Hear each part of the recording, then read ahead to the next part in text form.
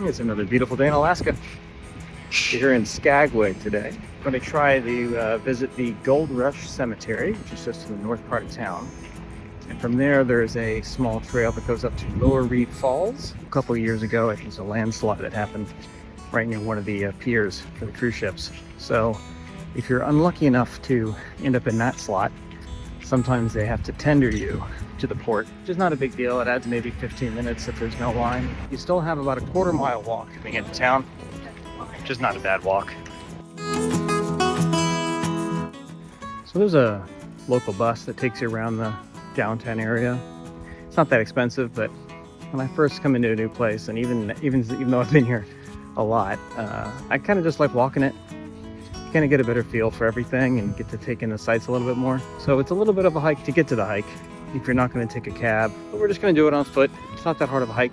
We're taking Broadway up the most of the way. That was what we just walked through. You get to see all the touristy sights and sounds and all that kind of stuff. Then it kind of becomes real rural over here.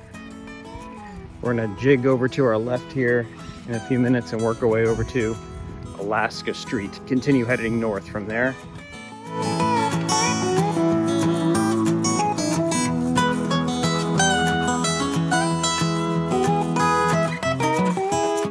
Along your journey to the Gold Rush Cemetery, you're going to be walking along the railroad tracks to the White Pass Yukon train.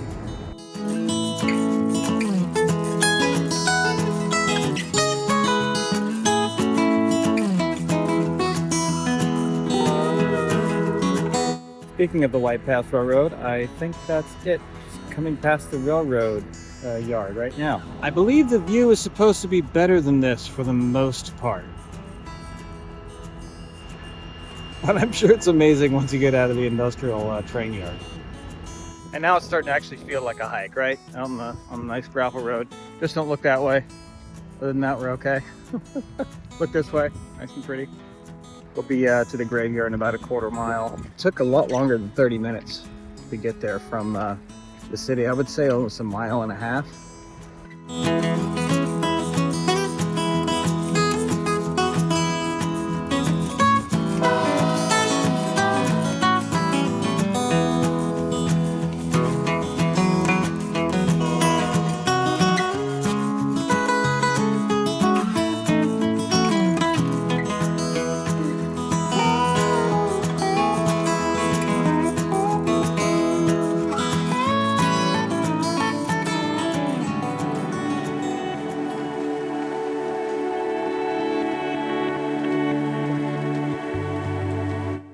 So we made it to the graveyard after all the excitement of the train yard.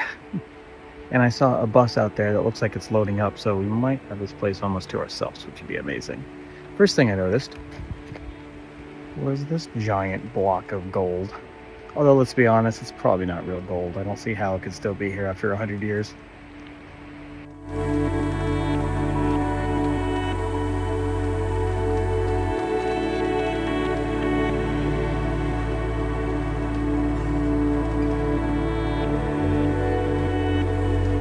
So here's an interesting fact that you'll probably learn more of as you experience Skagway and all its history.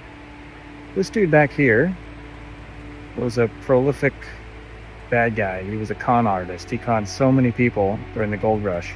And when he died during the shootout with the city surveyor Harry Reid, who also received mortal wounds that day, he was buried over here, which at the time was way outside of the graveyard. But as people continued to die, the graveyard pretty much came right up to where his grave is. That shows passage of time, doesn't it?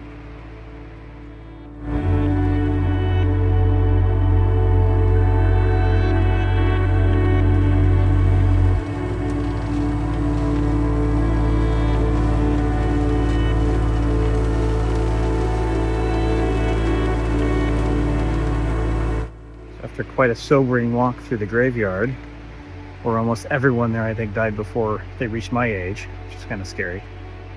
You'll come across a little wooden bridge here and a sign that says Lower Reid Falls to the left.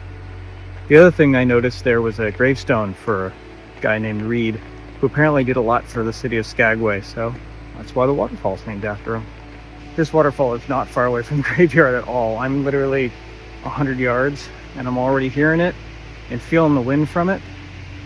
I'm here right at the beginning of August, so all that snow has been melting for the last few months over the summer, and wow,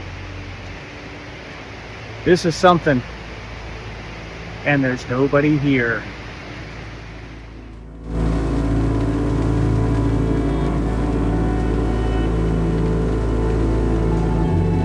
So I'm going to take a few minutes while there's nobody playing in this waterfall, do some nice slow shutter photography.